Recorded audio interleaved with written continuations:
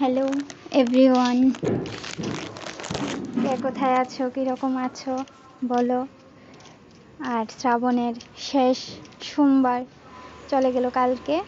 তো আমরা চলে গিয়েছিলাম খয়েরপুরে, যে নদীর জল এনে মহাদেবকে স্নান করানো হয়, ওইখানে চলে গিয়েছি।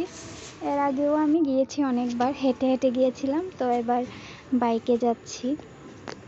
তো আমরা দুদিন চলে গিয়েছিলাম ওইখানে। রাস্তা অনেক দূর, আমি প্রায় 5-6 বছর ধরে যাচ্ছি, প্রতি বছর আমি হেঁটেই যাই। তোমরা কে কে গিয়েছো কমেন্টে অবশ্যই জানাও।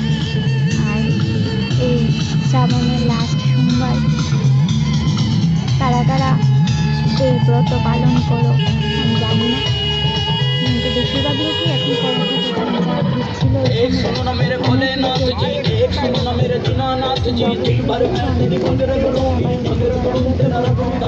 হেঁটে গিয়ে জল এনে তারপর যে কোনো মন্দিরে হোক, শিব মন্দিরে শিব ঠাকুরকে স্নান করে। দিনটা খুবই শুভ ওই দিন। দেখো সবাই গেছিল ওইখানে, প্রচণ্ড ভিড় হয়েছিল। পুকুর পাড় মানে নদীর কাছ থেকে প্রায় 1 ঘন্টা লেগেছিল আমার ওই জল আনতে, এতটা ভিড় ছিল ওইখানে। বের হওয়ার তো কোনো রাস্তাই পাওয়া যাচ্ছিল না, খুব কষ্ট করছিল বেরোনো। তোমরা যারা গেছো অবশ্যই জানো। আর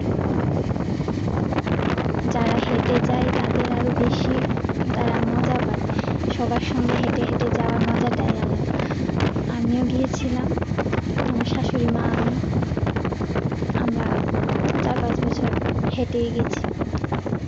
যাওয়ার সময় কোনো অসুবিধা হয় না, কিন্তু আসার সময় শরীরও ভিজা থাকে, তো আসার সময় একটু অসুবিধা হলেও ঠাকুর যখন থাকে না, তখন সব মানে অসুবিধাগুলো সুবিধায় পরিণত হয়। তো দেখো, আমরা এই শিব মন্দিরে গিয়ে শিব ঠাকুরকে স্নান করিয়েছিলাম। তো এবার আমরা যাব বাড়িতে চলে আসব, শিব ঠাকুরকে স্নান করানো শেষ। তো এখন চলে যাচ্ছি বাড়িতে। তো আজকের ব্লগটা এখানেই সমাপ্ত। Tata, by.